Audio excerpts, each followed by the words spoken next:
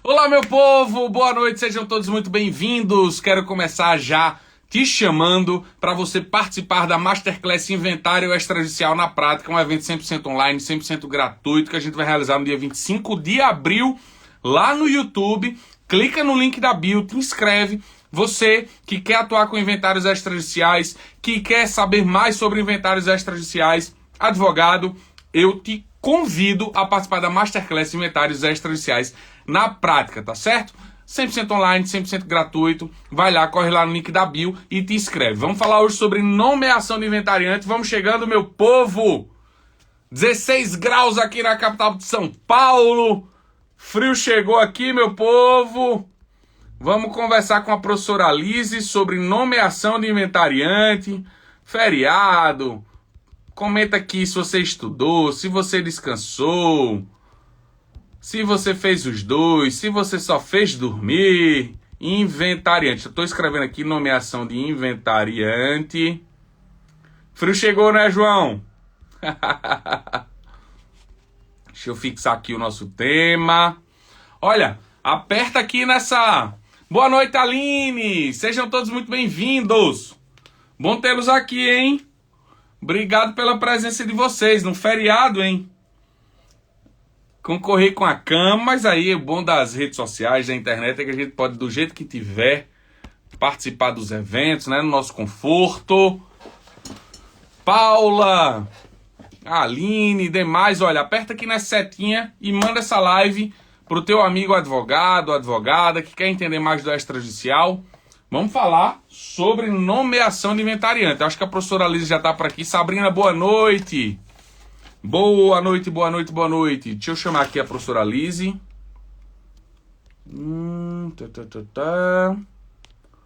A Lise. Evento, hein? Vamos lá, vamos lá. Oba, já te chamei aqui. Boa noite, Márcia. Tá frio aí no Rio Grande do Sul, Márcia? Deixa eu afastar aqui meu suporte. Pra caber meu cabeção. E aí, Alice, minha amiga? Tudo joinha? Boa noite, tá me ouvindo bem? Tô te ouvindo, Eu tô mas bem, tua câmera tá embaçando você? aí. Tua câmera tá embaçando um pouco. Agora tá melhorando. Vamos lá. Nomeação de inventariante. Vamos conversar bastante, hein? Melhorou? Melhorou. Tá travando ainda. Ai, eu vou abrir a porta, porque às vezes é o Wi-Fi, não sei. Certo. Ou até mesmo a internet do teu celular. Aqui, pronto, agora eu estou usando a internet do meu celular, mas eu tenho 2 roteadores aqui em casa. Tá ruim ainda? Imagina. A imagem tá ruim. Mas, tô te escutando. Eu vou ligar os dados móveis. Eu vou pôr dados Desliga, móveis. porque às vezes é melhor. Não sei se tua internet é boa. Cláudia, boa noite. Vamos bater muito papo, hein? Nomeação de inventariante. Jaqueline, boa noite. Oi, tá me ouvindo? Pô, melhorou bastante, Alice, tua imagem. É o dados móveis. Então. Show de bola. Tudo em paz aí? Tudo bem. Alice, Eu também tô curtindo o friozinho aqui em São Paulo. bom demais. Ontem a gente se encontrou. Eu, minha esposa, a Liz, a irmã dela. Jantamos juntos, foi bem legal, bem gostoso, né, Liz? Muito bom. Verdade. Gente, vamos falar sobre nomeação de inventariante. Vamos lá, com todo o gás. Minha amiga Liz, você sabe que... Aproveitar o feriado, né? Além de então, descansar um pouquinho, estudar um pouquinho. Isso aí. É assim que a gente vai fazendo diferença na vida, né, Alice? A gente conversava ontem sobre... Eu te perguntei, Alice, como foi na tua época a tua preparação para o concurso? Você falou que trabalhou quantos anos no registro de imóveis, Alice, como escrevente? Eu sei que ao todo foram 7 anos, mas 7 eu anos entrei no como registro, estagiária, como auxiliar, escrevente, né? escrevente. Isso. E você me falava quantos feriados, quantos finais de semana você se dedicou aos estudos e tudo mais, investindo na tua carreira para Férias, chegar onde você as está férias, hoje, né? No concurso. E e aí, as quando o férias concurso minhas não eram surgiu, para viajar. então, quando o As concurso férias surgiu, eram foi para mais um estudar. desfecho ali para a tua carreira. Eu estou dizendo isso para dizer o seguinte: é, eu gravei isso quando eu tinha 16 anos, na escola, no ensino médio, tinha uma menina muito aplicada que sentava na minha frente, se chamava Bruna. E eu disse, Bruna, como é que tu consegue ser tão boa? Ela, com 16 anos, me falou isso, no segundo ano do ensino médio. Ela disse assim, Davi, isso é uma questão de bagagem. Olha só o que ela falou.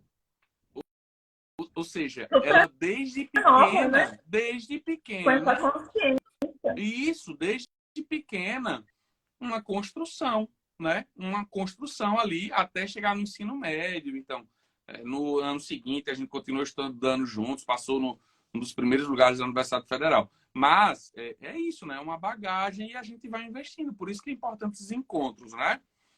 Alice, minha amiga, vamos falar de nomeação de inventariante. Vamos falar de nomeação para a turma dizendo travou, gente, o áudio e imagem tão bons agora, sim. Coloca sim e não Uma aqui coisa que pra eu te gente. falo aqui. Ô, Davi, e falar de nomeação de inventariante, tá me ouvindo? Tô. Às vezes, o que acontece? Às vezes não parece ser um tema tão importante, porque na maioria dos inventários que a gente faz, às vezes é muito simples a partilha, né? Só que é um tema muito importante, porque nós sabemos também que existem inventários muito complexos. E que ele não consegue, por mais que nós somos hábeis, mas muitas vezes o que o falecido deixou, às vezes é um patrimônio que ele ainda precisa ser levantado, ainda precisa ser organizado, às vezes precisa administrar empresa, precisa administrar imóveis. Às vezes existem muitos negócios deixados que são complexos. E é nesses casos que nós vemos a importância que é o inventariante. Porque no dia a dia, quando a gente vai lavrar a escritura, principalmente aquelas que a gente finaliza em um mês, assim, falecer menos de um mês a gente finaliza. Às vezes o inventariante a gente nem vê ele exercer função nenhuma, porque às vezes ele nem precisa exercer nada, porque às vezes o espólio que a gente vai falar, né? O espólio deixado pelo falecido é muito simples de se resolver. Mas nem todos os casos serão tão simples de resolver.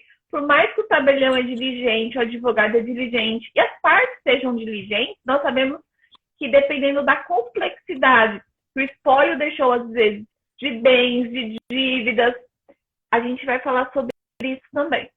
De bens e dívidas, vai exigir que o inventariante realmente exerça a sua função. Então, muitas vezes, Davi, a gente não presta muita atenção nesse assunto, porque na prática, nos inventários mais simples que nós realizamos, nós não vemos essa importância do inventariante, mas ele tem uma função muito importante, que a gente vai ver no nosso bate-papo, né?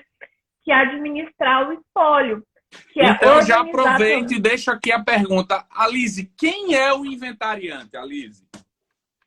Bom, o inventariante, ele é a pessoa responsável por administrar os bens, por organizar os documentos, por apresentar as primeiras e as últimas declarações. É claro que essa apresentação é através do advogado, mas são as informações trazidas pelo inventariante. Então, como eu falei, às vezes no espólio pequeno, talvez a função dele não seja tão importante, mas no espólio maior é muito importante. Mas o Porque pensa, Davi, ele representa quem, Alice? Ele representa o espólio. E o que é o espólio, Davi? O espólio, a gente fala que é o conjunto de bens, direitos, mas as obrigações que o falecido deixou. Porque, veja, do momento em que ele falece, a lei fala que transmite-se de imediato aos herdeiros, mas nós sabemos que enquanto não ocorrer a partilha, a gente precisa que alguém administre esses bens, que alguém cuide. E aqui está a função do inventariante, porque você imagina se são 5 herdeiros mais a viúva, e todo mundo quer administrar, todo mundo quer, aí tem bens lá, aí o locatário não sabe para quem vai pagar agora os aluguéis, porque um fala, eu recebo, outro eu recebo. Imagina a confusão que não vai virar na administração do espólio até que se ocorra a partilha. E isso, Cláudio, é o conjunto de bens e direitos falecidos. Perfeito. Então, essa função ela é muito importante, Davi, por isso. Você imagina se eu não tenho, vamos pensar assim, nós temos o espólio, na verdade, ele vai ser escolhido entre o... Se for judicial, nós temos lá as regras que o Davi vai falar da escolha do inventariante. No extrajudicial, nós não precisamos seguir aquela regra das pessoas a serem nomeadas inventariante. Então, é como eu falei, Davi, imagina se a gente não tem a função do inventariante, a briga e o problema que não ia acontecer. Um falecido que deixou uma empresa, que deixou imóveis para ser administrados, contratos de arrendamento, vários tipos de contratos que ainda precisam ser organizados, precisam ser administrados. Imagina, a viúva ela falou assim, não, eu que vou assinar esse recibo hoje. O autor deixa, não, eu que vou assinar. Como que a gente vai organizar da data da abertura do óbito até a partilha final? Esses bens precisam ser administrados e alguém precisa, entre os herdeiros lá, organizar a relação dos bens, organizar quem são os herdeiros para apresentar judicialmente as primeiras e as últimas declarações. Locais, órgãos, repartições, instituições as mais diversas, não é? Exatamente. Então, é uma função, na verdade... O falecido tinha um filho matriculado na escola, ele era o responsável financeiro, enfim, né? O inventariante são muitas obrigações. Exatamente.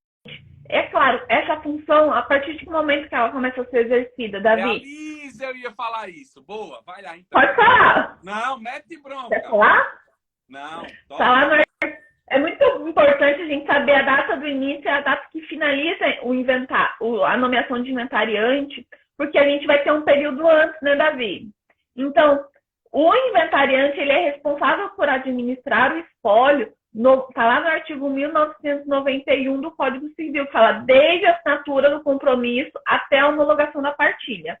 E, Davi, então quem que vai organizar isso enquanto eu não nomear o inventariante? 1797, é isso? Eu acho que é. De cabeça eu não lembro esse. Lá nós temos a quem vai incumbir a administração da herança até a nomeação de inventariante, que seria um administrador provisório, né, Davi? Sim. Que é o cônjuge, o companheiro, se casado com o falecido à época da abertura da sucessão, o herdeiro que tiver na posse do imóvel, se mais de um herdeiro mais velho, ou o testamenteiro, por isso a importância da nomeação do testamenteiro, a gente até falou na semana passada aqui nas lives, ou nomeado pelo juiz. Então, isso que você trouxe, Alice, é muito importante a gente deixar aqui claro, principalmente para os advogados, esse marco. Abriu-se a sucessão, tem-se ali a figura do administrador provisório. O inventariante, ele vai ter poderes para agir a partir ou do compromisso de inventariante lá no processo judicial, ou da nomeação de inventariante por escritura pública, né? Então, de todo jeito, a herança, como ela, pelo princípio da Saizine, ela já se transmite desde logo, os bens do falecido já se transmitem desde logo, e o inventário existe para formalizar tudo isso, o espólio não fica sem administração. Então, assim, né, na ordem que a gente falou lá do 1797... o falecido tinha um imóvel alugado e esse locatário vai pagar a quem? Não tem inventariante nomeado? Vai pagar ali ao esposo, à esposa ou ao herdeiro que está na administração daquele bem ou ao mais velho. Aí depois chega a figura do inventariante. E esse marco é realmente muito importante. A gente pontuar esse marco inicial aí, viu, Alice? Muito bom. E, Davi, é uma função que às vezes pode ser que os herdeiros que não têm muito conhecimento queiram brigar, não, eu quero ser. Mas é uma função de muita responsabilidade que tem muito mais ônus do que bônus. Na verdade, não tem nenhum bônus. É muito ônus porque ele vai precisar prestar contas da sua inventariança para os demais herdeiros.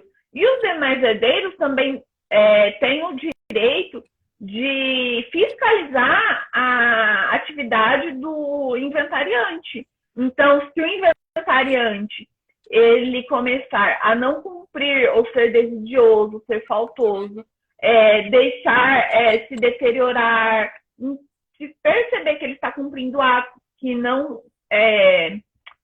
estão de acordo com o seu compromisso firmado, ele pode ser afastado e ser nomeado um outro inventariante. Perfeitamente, Alice. Gente, só para dizer aqui que quem está chegando, quiser deixar a sua pergunta, aquilo que tiver ao nosso alcance, a gente vai responder, mas aí depois a gente para aqui para responder, tá? E também, se você não se inscreveu na Masterclass Inventário Extrajudicial na Prática, estou falando bastante disso, mas é porque é algo muito importante, a gente vem trabalhando esses dias para isso aqui, te inscreve lá no link da bio.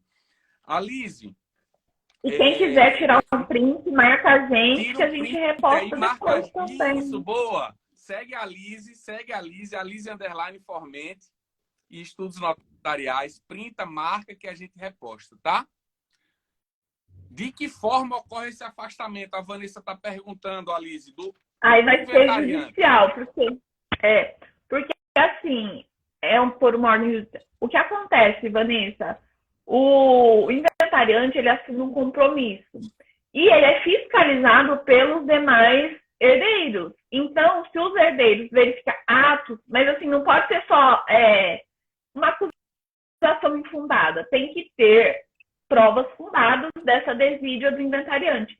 Então, ele vai ao juiz, indicar para o juiz os atos que estão sendo praticados, a desídia, e o juiz vai ouvir o inventariante, o juiz vai analisar o que foi apresentado para ele, se o juiz entender que realmente ele descumpriu o compromisso que ele firmou, então o juiz poderá afastá-lo e aí nomear um novo inventariante. Inclusive, existe a possibilidade, deixa eu ver se estou com o artigo aqui fácil, do juiz, olha, que o juiz não achar que nenhum dos herdeiros ali tem capacidade, porque veja, a função de inventariante exige, a depender do caso, muita responsabilidade e ter um certo conhecimento. Não basta ser, vou nomear o filho porque é filho. Não, porque às vezes aquele filho ele não tem a capacidade de administrar aquele espólio. Inclusive, lá no artigo 617 do CPC, o juiz ele pode nomear alguém até estranho do inventário. Perfeito. Se ele vê que ali no rol do juiz, né? Da confiança, exatamente. Então, assim, é uma função muito importante porque ele precisa preservar aquele espólio, cumprir com as obrigações, com os deveres, fazer o levantamento dos bens, tudo que for necessário também para agilizar o inventário. Porque esse inventário ele precisa o quê? Lembra, a função dele vai acabar com a partilha. E toda essa administração tem que ser apontada para que se finalize nessa partilha. Então, é o levantamento de informações, de valores, de documentos, do rol dos herdeiros. Então, ele que vai apresentar. E aqui, quando eu falo que ele que vai apresentar, é através do advogado. E aí, outra questão importante, Davi, o inventariante, ele não afasta a atuação do advogado. São funções diferentes, tá? É o advogado que vai representar naquela...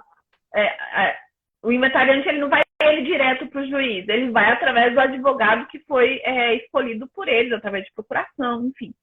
Mas a função do inventariante não é a mesma função do advogado. E é claro que em muitos atos, pode ser que o inventariante precise que esse advogado também acompanhe ele. Por isso que nos casos mais complexos, né, Davi? Precisa ter essa responsabilidade, porque a função do advogado é uma, a função do inventariante é outra. O advogado é ele que vai intermediar junto ao juiz. É ele que faz o quê? Ele tem a capacidade postulatória. Mas quem vai ter a capacidade de fazer o levantamento dos bens, do rol dos herdeiros, de preparar a documentação, é o inventariante. E sim, ele pode se valer da ajuda do advogado. Tá? Isso é muito importante. Então, esse afastamento do inventariante ele se dá por decisão judicial e o juiz vai analisar os fatos que estão sendo apresentados. Alice, falando do extra, que é o que nos interessa, aproveito para te perguntar. Eu fiz uma listinha de perguntas frequentes, tá?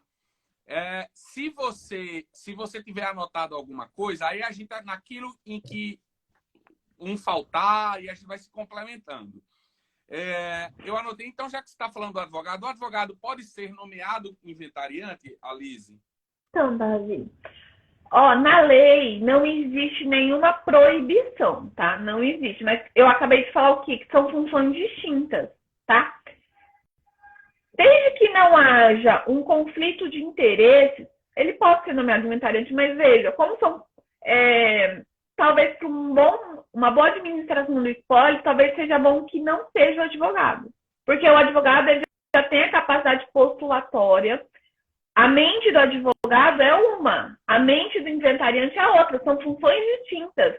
Então, eu acho que para um melhor andamento do inventário, seria ideal que fosse uma outra pessoa. Nada impede que seja o advogado, mas veja,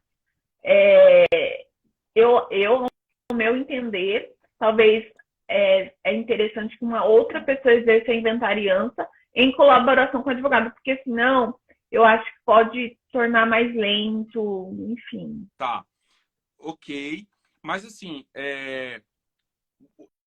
acho que é interessante a gente pontuar algumas questões, né? Por exemplo, a primeira é que na escritura de nomeação de inventariante, a resolução 35, que traz todo o regulamento aí do advento da Lei 11.441, que trouxe a possibilidade desses atos para o extrajudicial na via administrativa, já dizia que na escritura de inventário deve haver a nomeação de inventariante. Tem até uma questãozinha um pouco mais técnica, acadêmica, poxa, mas se o inventário e partilha põe termo ou põe fim ao espólio, por que inventariante? Mas pode existir bem, fora desconhecido, existirem obrigações desconhecidas, então vai mais do que nomear o inventariante, é nomear um inventariante, mas também com poderes de inventariante. Eu concordo com a Cláudia, eu acho que existe conflito, mas é que a lei expressamente não proíbe. Mas eu entendo que por ter funções diferentes, eu acho que não haja essa acumulação, né? É aquilo, a gente pode até fazer um link aqui com essa pergunta, com a questão do divórcio, que eu vou chegar lá. Ok, mas as normas aqui de São Paulo, e recentemente na Resolução 35, ficou marcado que existe a escritura, ou pode existir a escritura autônoma de nomeação de inventariante. O fato é que, no extrajudicial, o consenso deve existir. E, diferentemente, e como uma vantagem enorme em relação à demanda no judicial, é que o procedimento extrajudicial ele se perfaz em um ato. Não é? Então, talvez o conflito exista quando se precisa nomear um inventariante para ir gerindo algumas questões ali, conversando com um, conversando com o outro. Mas quando se há um consenso e que se vai direto para escritura de inventariante, os herdeiros estão... Há realmente aquele consenso, há aquele conforto, visto que não há obrigação, não tem, a lei não dispõe de forma contrária, não vejo problema formal. Eu entendi a tua colocação, tá, Liz? Não estou desdizendo. É só no sentido de não há empecilho formal. A questão é essa, né? Desde que todos estejam confortáveis. Como? E aí, já respondendo uma segunda pergunta, como também os herdeiros podem entender que será necessária a nomeação por meio de escritura, ou escritura autônoma de nomeação de inventariante, ou no próprio inventário, de mais de um inventariante. Por quê? Porque o inventariante X ele é mais competente para algumas questões, o outro para outras. E essa nomeação de mais de inventariante, ela pode ser, no nosso entender, e aí fica à vontade para dar os teus argumentos, Alice, ela pode ser com poderes fracionados. O inventariante X faz isso, o Y faz aquilo, ou o X, eu nomeio o inventariante X, nós nomeamos o inventariante X, mas na impossibilidade dele, o Y, ou seja, uma representação sucessiva, não é? Ou não, os dois deverão agir conjuntamente? Mesmo porque, Davi, você que dá aula de procuração também, outra questão importante é, mas e se o inventariante ele não pode ir lá resolver, ele dá procuração para alguém? Veja, a função de inventariante, ela é personalíssima, né, Davi? Ele pode até otorgar alguns poderes específicos para atos específicos, mas não delegar a sua responsabilidade de todos os atos, ele não pode delegar. Perfeitamente. Então, perfeitamente. Né? Então, assim, porque acontece às vezes as pessoas chegam, ele não vai poder, ele vai nomear um procurador. Para quê? Para tudo. Não, ele não pode nomear um procurador para tudo. Tem que ser para um ato específico. Então, é outro ponto muito importante sobre o inventariante. É uma função personalíssima. Personalíssima. Perfeito, Alice. Perfeito. Exatamente. O Alice, fala um pouquinho para a gente sobre a possibilidade do inventariante cumprir obrigações do falecido, especialmente aquela questão do compromisso, da promessa de compra e venda quitada?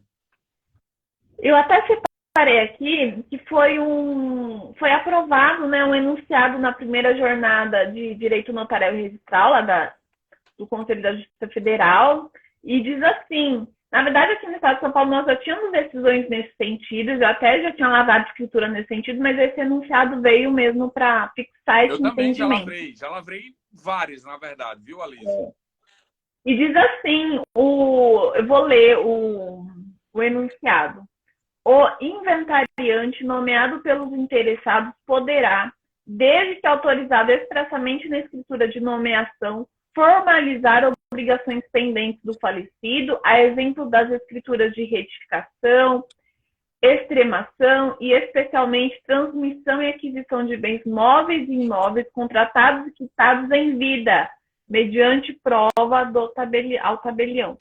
Então, qual que é o entendimento? Mesmo porque, por exemplo, existe um compromisso de compra e venda em que ele vendeu um imóvel e foi quitado em vida pelo compromissário comprador, em vida do vendedor, e não deu tempo de outorgar a escritura. Veja, o que muitas vezes era feito, Davi? Era levado esse imóvel para o inventário para os herdeiros depois vender, mas para os herdeiros eles não tinham interesse em fazer isso, porque eles estão declarando que eles receberam o imóvel que eles não receberam e que eles venderam o imóvel que eles não venderam. Ou seja, muitas vezes eles teriam que pagar até imposto de uma coisa que eles nem receberam. Isso, exato, esse detalhe é importante. Pagar imposto, e o advogado deve se atentar a isso. Eu vejo muito advogado errando aí, viu? E outra, e não só o ITCMD. Um compromisso, diz que o caso só vai ser resolvido se for inventariado e partilhado. Os interessados herdeiros pagam o tributo desnecessariamente e poxa, prejuízo.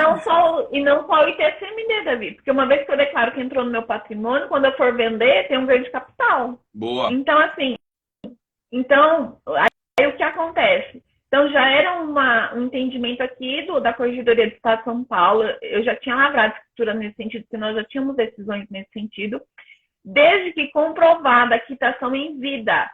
Olha a responsabilidade do tabelião. Por quê? Para não correr o risco dos herdeiros venderem os bens e falar que foi o falecido e agora querer outorgar isso para não ter que pagar o TCMD. Isso não vai acontecer, porque tem que ter a prova.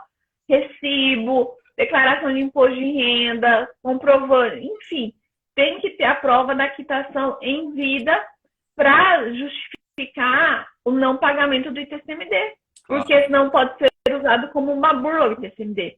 Então, nesse caso, Davi, o que acontece? Na nomeação de inventariante, já dá os poderes específicos para fazer essa conclusão dos negócios pendentes, e aí o inventariante, ele vai e faz a escritura definitiva, outorgando o direito que estava pendente.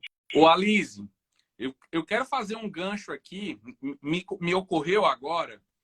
Quando eu digo lá fazendo os reels bem rápido, às vezes um story e tudo mais, que o ponto de partida para uma boa atuação extrajudicial é se entender, vai até além de se entender inventários, mas passa por entender famílias e sucessões bem, eu quero aproveitar esse gancho do poder que o inventariante tem de cumprir um compromisso quitado para outorgar a escritura sem necessidade de inventário, mas só se o tabelião que for lavrar compra e venda aferir que aquele compromisso particular foi realmente quitado, ok? Beleza. Então, vou fazer 2 ganchos aqui, Alise.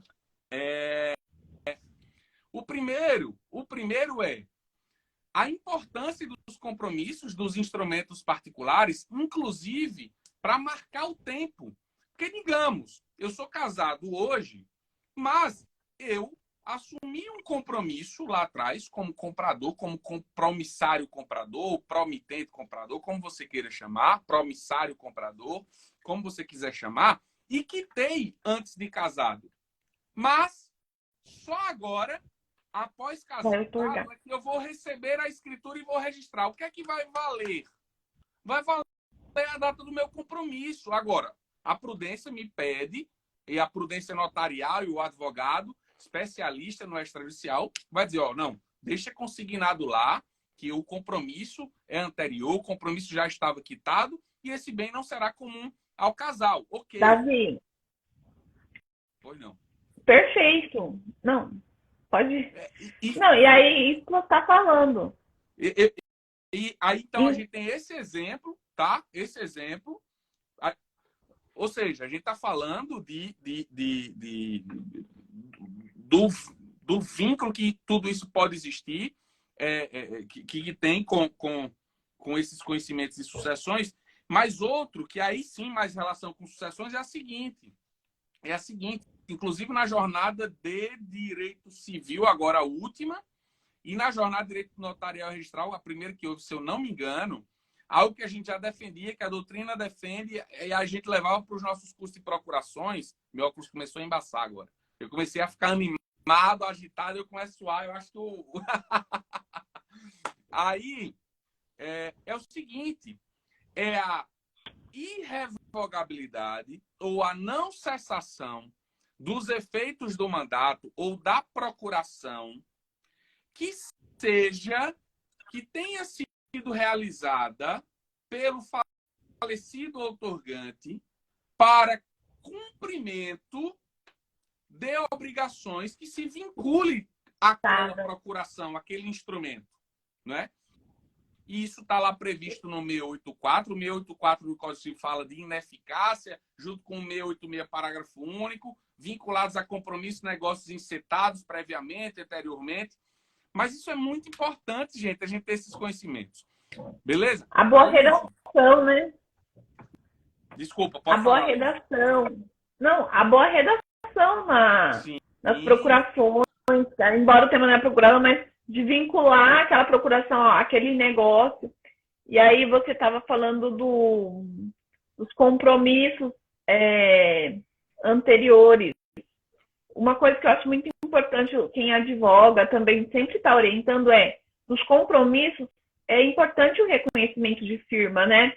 Embora, assim, entre as partes ele continua valendo mesmo sem, mas a gente sabe que o reconhecimento de firma, ele tem 2 funções muito importantes para mim, ao meu ver, ele fixa a data no documento, então a gente não discute, porque se tiver discussão da data, a gente tem uma data lá que foi colocada por um oficial público. Então, ela fixa a data naquele documento, então se eu tenho um contrato com firma reconhecida, Davi, eu vou ter muito mais segurança de saber que ele foi quitado em vida mesmo do outorgante, do falecido. E outra, ele inverte o ônus da prova, quer dizer, eu tenho já um reconhecimento daquela assinatura que, se for por semelhança, ela já traz uma segurança muito maior de quem alegar que não que tem que provar que não foi quem assinou. Então, assim, embora as pessoas não precisa reconhecer a firma, não. É sempre prudente o reconhecimento de firma. Primeiro, para trazer essa presunção do ato ter realmente sido assinado por aquela pessoa. E outra, para fixar a data no documento. Porque, igual, nos recibos. Eu tenho um recibo. Será que esse recibo que está sem reconhecer firma foi mesmo feito naquela data e assinado por aquela pessoa? Lídia, a gente tem que presumir a boa-fé, mas Veja, eu vou deixar de recolher o ITCMD. Olha a responsabilidade. O tabelião ele vai exigir mais provas de quitação, não é, Davi? Sim, sim. Então, eu acho muito importante as pessoas que estão celebrando esses negócios de forma particular, procure um reconhecimento de firma. Ah, terminei de pagar. Faça um termo de quitação, peça para o vendedor assinar, reconhece firma, junte os compromissos dos pagamentos, as cópias. Então, é importante essas cautelas, porque se não tiver essa prova, Davi, a gente não vai deixar de levar inventário e recolher ITCMD, porque nós também somos responsáveis tributariamente pelos atos que praticamos. Sim. Então, essa cautela é muito importante. Sim. Porque aí as pessoas acham, o inventariante pode assinar. Mas aí chega lá, o contrato não está reconhecido firme. Não tem termo de quitação. Cadê o comprovante do cheque ou o comprovante do depósito? Ah, não tem. Se você não tem como comprovar para o tabelião, como o tabelião vai tirar do Estado esse TCMD, não é, Davi? Porque é uma responsabilidade. Então, é sempre importante, não basta eu declarar. Não basta eu declarar de boca, não, foi quitado. Eu preciso provar. Claro. Isso é muito importante. Alice, deixa eu aproveitar até o comentário da Dayana aqui. Alice, tive um caso, cheguei a conversar com um professor que a quitação do compromisso da promessa de compra e venda foi quitada somente pela viúva. A dúvida foi quanto à quitação. É que no teu caso, se a viúva poderia realizar a quitação sozinha ou se precisaria dos herdeiros. É que no teu caso, Dayana, você tinha falado que tinha sido feito o inventário, mas ele foi arquivado. No meu entender ali, não existia não me lembro se tu chegasse a comentar que havia a nomeação de inventariante lá dessa viúva. É que no meu entender, a viúva poderia sim ter quitado, tá? Já adianto, mas como administradora provisória. E se ela era inventariante mesmo, ok, deu quitação. A questão o caso da Dayana, Alice, é de adjudicação compulsória. A gente chegou a essa conclusão. E eu acho que eu até comentei esse caso com você, Alice. Comentei esse caso com você. Sim, comentei esse caso com você. Mas a regularização do outro polo pela via convencional, que não a adjudicação compulsória, no meu entender, como o falecido faleceu primeiro e tinha uma prestação continuada, Alice, teria-se que inventariar os créditos desse primeiro falecido, entendeu? Então, mas a quitação no meu entender, foi perfeita, entendeu, Alice? Porque tinha prestação continuada, o casal vendeu, um faleceu, e quem comprou estava pagando, e continuou pagando a viúva, entendeu? Caso de adjudicação. Caso de adjudicação, tranquilo. A quitação, ele pagou. Agora, se ele pagou a quem não deveria, talvez fosse um problema. Mas, no meu Sim, mas ele pagou a quem deveria. Com quem estava no contrato. E outra, ele poderia nem ter sido notificado do falecimento do outro. Ele continuou pagando como foi combinado no contrato. Perfeitamente, perfeitamente. Alice, Davi. Oi. Não. Essas cautelas que eu falo, porque as pessoas falam, o inventariante ele pode otorgar as escrituras pendentes do falecido. Pode, pessoal. Mas lembre-se que nós temos essa cautela de realmente verificar se foi quitado em vida. Porque nós, como responsáveis tributários, nós não vamos sair lavrando sem ter essa confirmação, porque a gente nós somos fiscalizados, né, Davi? Não, imagina. Não. Isso é uma questão, você está certíssima, Alice, isso é uma questão muito séria, muito séria.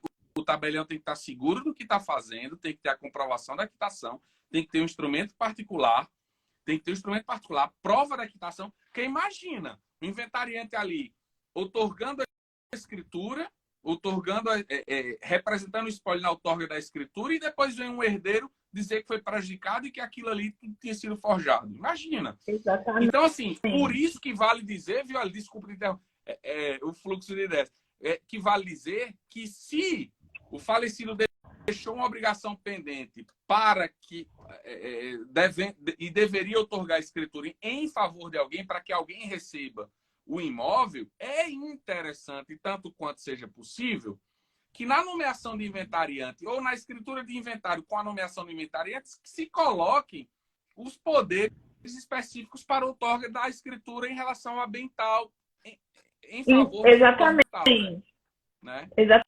Exatamente. Eu já fiz nomeação de inventariante nesses casos e eu, inclusive, mencionei o contrato. Outorga poderes para... O inventariante tem poderes para outorgar a escritura definitiva do compromisso de compra e venda firmado em tal data, com fulano de tal. E aí eu coloquei as características do contrato, tudo bonitinho. Por quê? Para trazer também segurança para o inventariante, porque ele vai prestar contas depois. Perfeito. Então, são cautelas que nós precisamos tomar. Inventariante também, porque ele presta conta depois para os demais herdeiros. Perfeito, Alice. Outro ponto, Davi. Vai, continua. Bate-papo tá vindo. Esse assunto, não. De verdade, esse assunto, para mim, eu tenho a impressão que ele é muito necessário para uma boa atuação com inventários extrajudiciais. Ele é muitíssimo necessário, assim, porque para o tabelionato, ok, tem toda a preparação junto na comunicação com o advogado e em um ato se põe fim ao inventário. Ok, mas a vida continua e tem a vida antes e a vida depois do inventário, não é? Então esse assunto é muito importante. Pois não, Alice? Eu tenho só mais 2 pontos que eu lembrei aqui para tratar e depois aí você faz o que eu deixei de falar, você complementa. 2 pontos importantes que eu quero ainda falar aqui. O primeiro, Davi, é que lá a resolução 35 lá do CNJ, que regulamentou toda essa questão do inventário extrajudicial, ela fala que a nomeação de inventariante vai ser o termo inicial do inventário extrajudicial. E por que isso é importante? Porque a gente sabe que, judicialmente falando, a partir do momento que você protocola lá com o juiz, para a multa da protocolização do ITCMD, a depender do estado, né, Davi? Então, isso é importante, a questão do ITCMD. Mas aonde eu quero chegar? Então, a resolução 35 do CNJ trouxe, então, que a nomeação de inventariante é o termo inicial. Eu já fiz nomeação de inventariante dentro do prazo aqui do Estado de São Paulo, da lei do ITCMD. E aí cada estado tem a sua lei própria, tá? Mas o que acontece, Davi, hoje ainda? Essa norma é um provimento do CNJ. E o nosso posto fiscal, a gente sabe que o ITCMD, como tributo, ele precisa de uma lei regulamentadora. Então, o fisco, ele não reconhece ainda essa nomeação de inventariante como um termo inicial para suspender a multa da protocolização, né? Sim. Então, isso é algo que a gente, assim, eu acredito que talvez, não sei se breve, porque a legislação tributária ela é muito lenta, né? A não ser que comece decisões judiciais, aí exclui a multa. Eu acho que está virando, assim, por exemplo, o artigo 2021, prestem atenção aqui nisso que eu vou dizer, tá, gente? É um excelente argumento, é um artigo, é um dispositivo que embasa muito para quem não leva os bens para o inventário, não seja, não caia na sonegação de bens para o inventário. O 2021 traz a permissão de colocar-se a sobrepartilha ou serem inventariados os bens em um momento futuro, caso ele seja de difícil liquidação, morosa liquidação e daí por diante. Então, muitas vezes o inventário em si, às vezes, imagina, o falecido só tem um bem, e aí ele não vai ser realizado por outras diversas questões. Então, eu já tenho visto alguns advogados se movimentando para lavrar a escritura de nomeação do inventariante, começar lá no judiciário, dizer, essa multa não deve existir, depois até pedir para voltar para o extrajudicial, viu, Alice? Já tenho visto essa movimentação. Cláudia, eu tenho feito isso também. A gente nomeia o inventariante, faz a declaração e depois certifica. Mas assim, é um ponto que talvez a legislação ainda tem que avançar, porque a razão da nomeação de inventariante ser o termo inicial seria principalmente para essa multa da protocolização, né? Outro ponto importante que eu ia trazer, Davi, é que acho que, não sei se foi você, a gente comentou há um tempo atrás também, que é no caso de inventário com testamento, que a gente pode lavrar a nomeação de inventariante enquanto ainda vai abrir o testamento, pedir abertura e cumprimento. E qual que eu acho que é o meu entendimento, eu acho que é o Davi também. A resolução 35 do CNJ fala, todos os requisitos ali, a gente tem que observar, inclusive para nomeação de inventariante. Então, entendo eu que a gente só pode lavrar a nomeação de inventariante após a autorização do juiz que fazer a abertura e confirmação daquele testamento. Por quê? Porque a gente não sabe, às vezes, o conteúdo daquele testamento, se vai ser judicial, se vai ser extrajudicial, vai que a depender da complexidade, o juiz manda fazer judicial. Então, a gente só pode lavrar a nomeação de inventariante, ao meu entender, no caso de testamento, após... Alice, mas vai ser o termo inicial e depois a gente quer ver para o CPT e para excluir a multa do ITCMD. Enfim, eu não acho que a gente consiga lavrar sem autorização judicial, justamente porque é requisito do provimento da resolução 35 essa autorização no estado de São Paulo, tá? Tem que ver outros estados também. Essa autorização lá da abertura e do cumprimento do testamento, porque aqui no estado de São Paulo, a nossa Código de Normas, ele fala que tem que ter, para fazer inventário extrajudicial, quando houver testamento, tem que ter autorização expressa lá do juiz que fizer a abertura e o registro daquele testamento. Perfeito, Alice, perfeito. Eu penso exatamente igual, porque a gente discutiu isso umas 2 semanas atrás, eu acho. E vamos pensar no testamento, né? O testamento, ele pode ter algumas disposições que estão no campo do desejo do testador. A gente já tem conversado isso com os nossos alunos. Então, existem algumas questões que o testador pode determinar, outras ele pode expor o seu desejo e o juiz vai contemplar esse seu desejo e, caso entenda pela possibilidade de cumprimento, aí sim será deferido. E um desses desejos pode ser em relação ao inventariante. No meu entender, o testador, até nas aulas de testamento, digo aos alunos, olha, eu entendo que o verbo adequado para se redigir um testamento, para se colocar, não é que o testador determina que fulano de tal seja o inventariante, mas é que ele deseja que fulano de tal seja o inventariante. Que o juiz vai apreciar isso. Ele pode determinar quem será o testamenteiro. Agora, em relação ao inventariante, não. Então, às vezes eu recebo minutas de advogados já do testamento, nessa partezinha às vezes o advogado coloca, determina que seja testamenteiro e inventariante fulano de tal. Aí eu vou lá, com marca de revisão do Word, corrijo e coloco, desejo que fulano de tal seja testamenteiro determina que fulano de tal seja o testamenteiro e deseja que o mesmo testamenteiro nomeado figure como inventariante.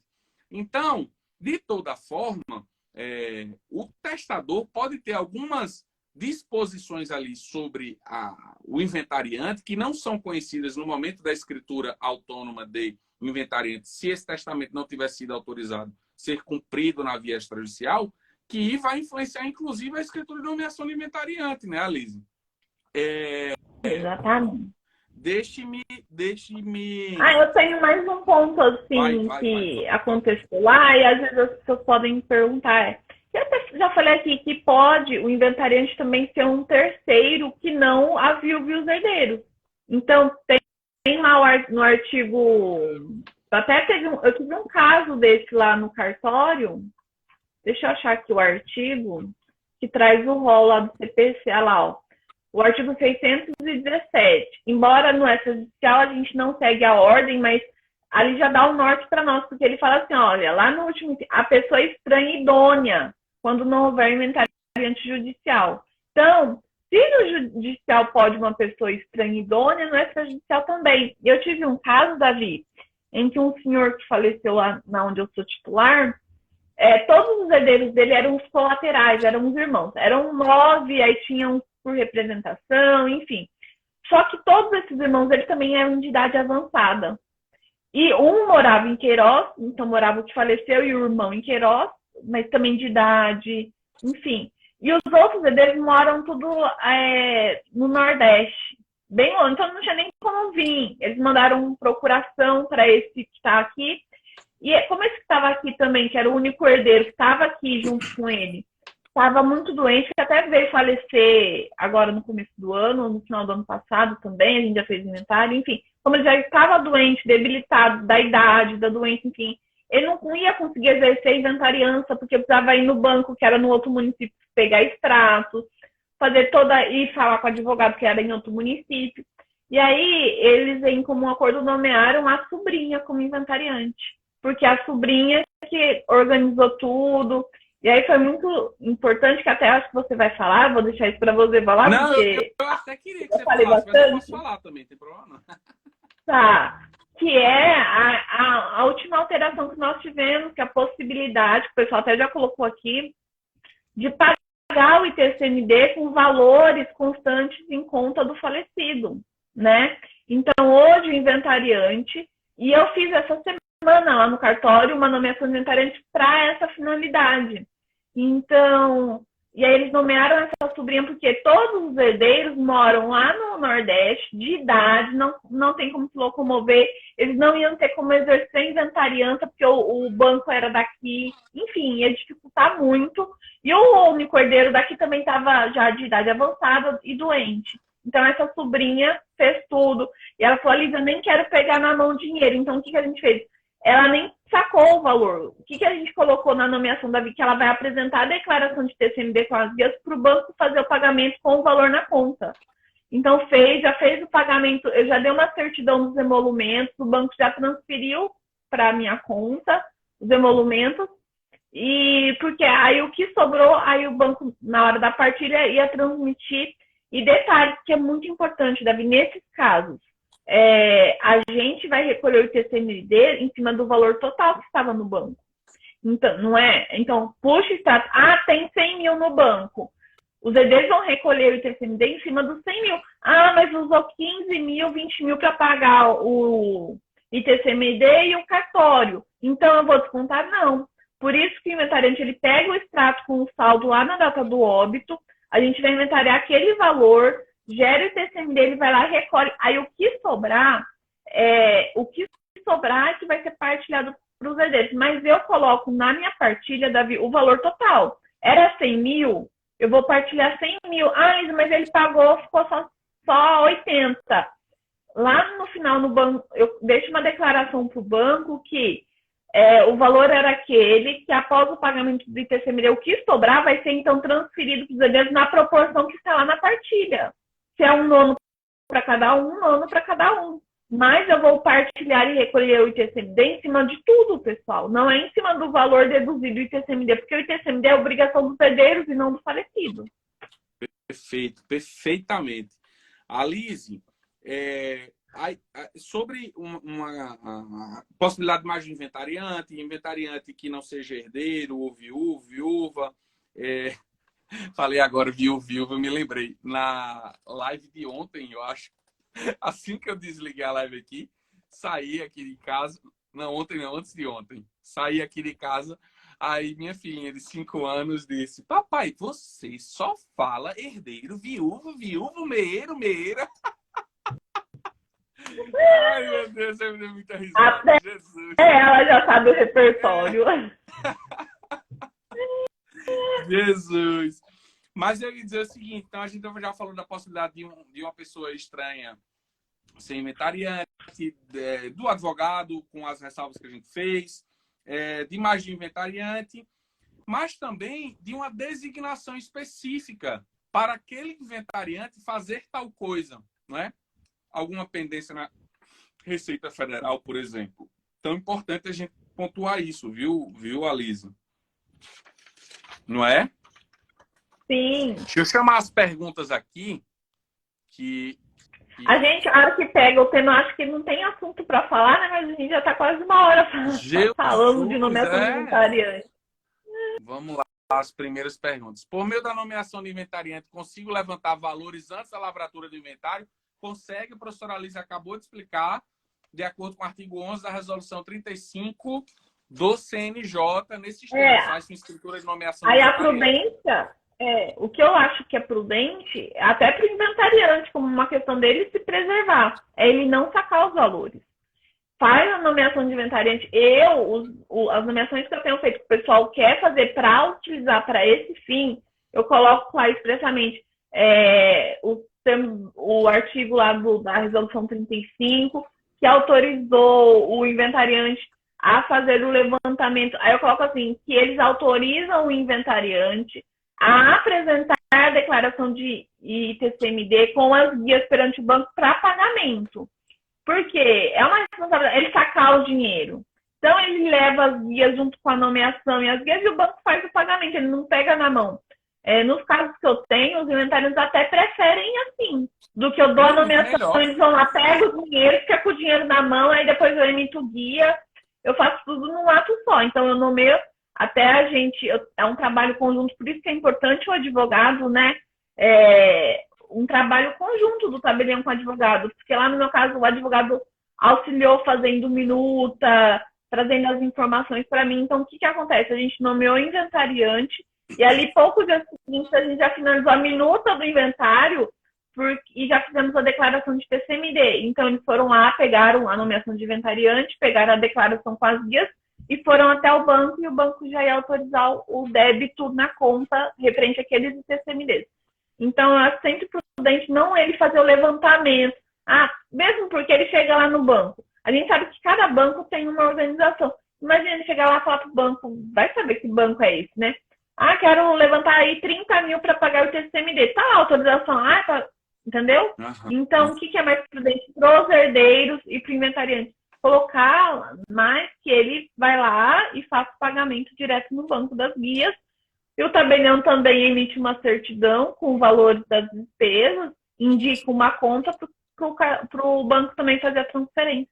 Eu acho que é mais prudente. Maravilha. Alice, enquanto a gente responde as perguntas, só relembrar os alunos que se inscrevam na Masterclass Inventário Extrajudicial na Prática, dia 25 de abril, terça-feira da semana que vem, no YouTube. Entra lá no grupo de WhatsApp, o link da bio vai te levar para o grupo, você vai ter todas as informações lá nesse link, e aí o link da página vai te levar para o grupo de WhatsApp, você vai ter todas as informações. Lá, gente, na Masterclass, além de ser uma aula completa, a gente vai, no final da aula, apresentar o nosso curso Inventário Extrajudicial na Prática. Foi um curso que foi pensado, né? É um curso novo, a gente teve já outras turmas de inventário, tem tido, mas esse que a gente vai apresentar terça-feira é um curso novo e foi pensado assim com muito zelo. Eu ia dizer carinho, mas eu preferi a palavra zelo no sentido de que a gente quer que o nosso aluno não se sinta só. E lá, quem estiver na live, quem estiver na Masterclass, que vai ser no YouTube, vai ter benefícios especiais. Vai ser bem legal, bem legal. E mesmo que você não consiga fazer parte do curso, assista essa maratona de lives essa semana e assiste a Masterclass na terça-feira, tá? A gente vai continuar juntos do mesmo jeito. Olha só, Sabrina está falando, o único bem foi cedido por todos os herdeiros a uma PJ. Nesse caso, quem será o inventariante? Sabrina, primeira coisa é saber se essa cessão foi realmente da forma adequada, foi uma cessão por instrumento público, que a cessão de direitos hereditários tem que ter a forma pública, mas se foi, então todo o acervo, todos os direitos foram transmitidos. Os cessionários podem fazer o inventário, terão que fazer o inventário, na verdade, tá? Terão que fazer o inventário e aí algum desses cessionários vai ser o inventariante e não vejo problema. Concordas, Alice, com minha resposta? O que precisa tomar cuidado sempre, quando vai fazer sessão, se é bem específico, ou se é de todo o acervo, né? Sim. Porque, se eu não me engano, a resolução ela permite o cessionário quando é todo o acervo. Todo o acervo. Então... Sim, é que ela falou que era todo o acervo, né? Tá. E aí, então, nesse caso, se é todo o acervo, se ele está legitimado, então, a promover o inventário, ele também poderá ser o inventariante, porque ele está recebendo todo o espólio, né? Sim. Então caberá a ele. Agora, se for uma sessão parcial, aí eu entendo que tem que comparecer os demais herdeiros também lá no no inventário junto para ver se estão todos bem. E aí eles podem escolher até o cessionário para ser o inventariante. Sim, Mas desde que perfeitamente. todos os herdeiros estejam concordes. Olha só, a Cláudia tinha perguntado antes, inventariante pode vender imóvel antes do inventário extrajudicial? E aí, Alice? Ó, então a gente já falou lá do cumprimento, não é esse o caso, é vender. Isso. Ele só vai poder vender, então, com autorização judicial, com alvará, tá? Sem alvará, o inventariante ele não tem poder para alienar bens do falecido. É que, Alice, assim, a legislação e os regulamentos, né, eles são dinâmicos, né? Então, a gente está vendo uma modificação normativa, aí, ou uma tendência de modificação normativa. Nós temos o Rio de Janeiro, por exemplo, né? Mas alguns poucos. É porque, assim, a gente pode tratar de um assunto aqui dando um viés mais acadêmico ou mais prático. A gente prefere buscar um viés mais prático sem abandonar a academia, né? Ok, estou dizendo isso para dizer o seguinte.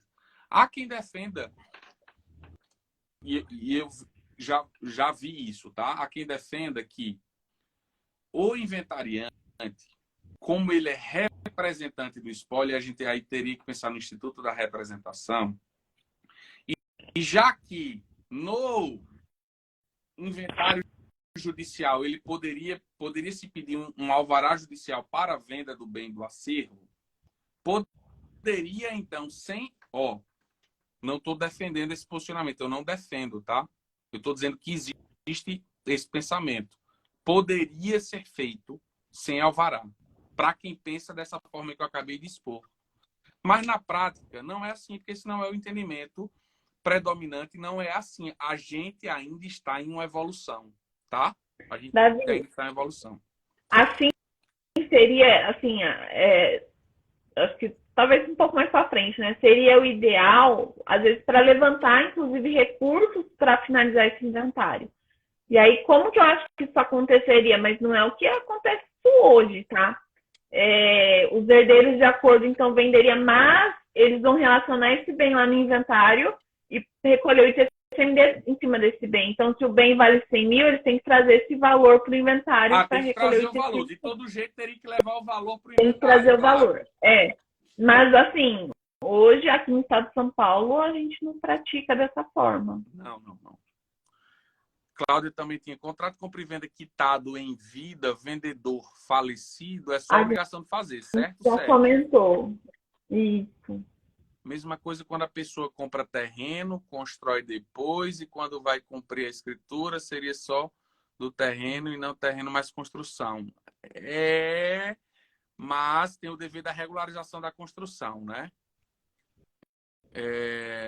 O da Daiana a gente já falou. Isso. Daiane dizendo que vocês são sensacionais. Vocês que são, meu Deus. Só reconhece quando se faz declaração. Tem que fazer numa... Ok. Existe também o trânsito em julgado, certo? Eu acho que do registro de testamento. Para nomear inventariante quando há testamento. Eu acho que existe a sentença e o trânsito em julgado, né? Sim. Para ter certeza que nenhum herdeiro ali está todo mundo de acordo, não vai ter nenhuma alteração naquela decisão. Trânsito em julgado.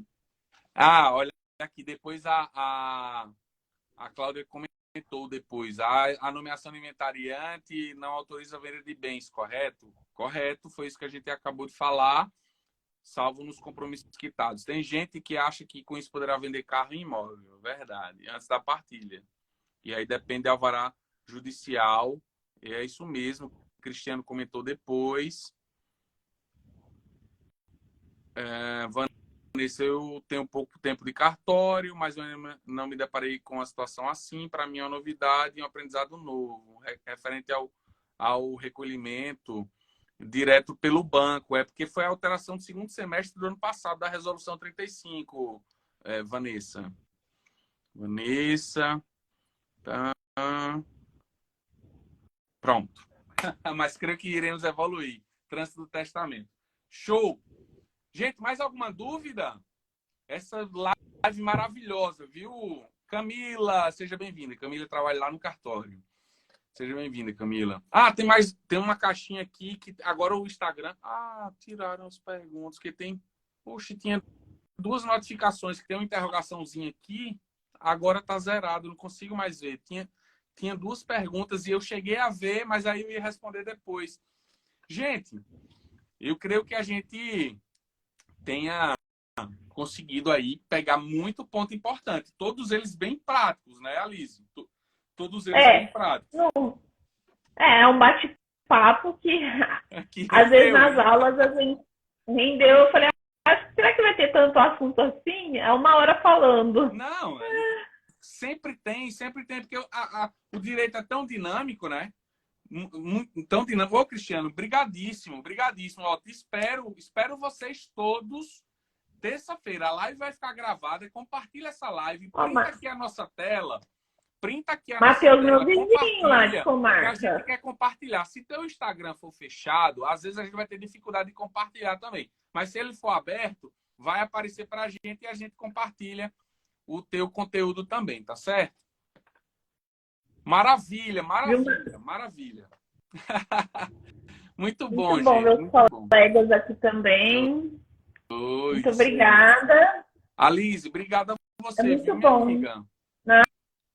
Feriadão, a gente também deixa trazer um pouco de conteúdo, utilidade, né? Às vezes passa batido. É igual você falou nisso, às vezes é de pouquinho em pouquinho que vai fazendo diferença lá na frente, né? Sim. Então a gente já teve o dia inteiro para descansar. Então vamos conversar um pouquinho de assunto. Não, é muito bom. Eu te dizia ontem, né? Essa semana a gente tem feito às 8 horas, porque como a gente quer conduzir os alunos lá para a Masterclass, a gente pensou que às 8 horas a gente iria atingir o maior número de pessoas. Na outra semana e nas outras a gente estava fazendo às 21h30, né? Porque eu já chegava em casa, né, dava um beijo na pequena aqui, tomava um banho, jantava tal, e aí ia falar como foi meu dia. Hoje foi maravilhoso. Eu reclamei do horário, gente. A gente jantou ontem, acordei mais tarde. E aí eu realmente teria o dia para ficar com a cabeça mais tranquila. Apesar de que eu corrigi 3 minutos grandes de doação com reserva de usufruto. Enfim, mas foi algo leve. Então dei uma passeada e voltei. Então, assim, o bom desses encontros é essa leveza, né? O bom é essa leveza, é o bate-papo. Isso é muito bom. E outra, a gente vai conversando despretensiosamente. Então, o pessoal vai falando, a gente vai conversando e trazendo. E falando do horário da live, pessoal, o que eu expliquei pro Davi? Porque eu falei, Davi, 9h30 é muito tarde para mim. Porque as mulheres vão me entender. O Davi, gente, ele toma banho e tá pronto, tá pronto. Agora a mulher, depois que se desmonta, tem que arrumar cabelo de novo, passar uma maquiagem de novo, se arrumar. Não dá, Davi. Depois que eu tomo banho, que eu me desmonto, eu não me monto de novo, não. Então, assim, eu tenho que fazer a live antes de fazer tudo, porque depois que eu me desmontar, aí eu não consigo de novo, não. Então, eu falei, Davi, vamos fazer 8 horas. Agora, as próximas 9h30, eu me esforço, Davi. Beleza. Mas as mulheres vão me entender, né, meninas? Muito bom, gente. Deus abençoe o nosso restante de feriado. Estou com visita em casa e eu ainda vou sair para comer, que a diversão de adulto é comer. Renúncia, foi herança, muito bom, impacto, pessoal. A gente falou bem muito de renúncia um dia desses. Quando foi, meu Deus? Eu não sei se foi na semana passada. Mas a gente pode falar mais pra frente. Vamos falar depois numa próxima live. Sim. Vamos falar. Fechou. Tá bom? Beleza, gente. Boa Deus abençoe. noite, pessoal. Obrigadão. Valeu. Até semana que vem tem mais. Sim. Show. Valeu. Tchau, tchau.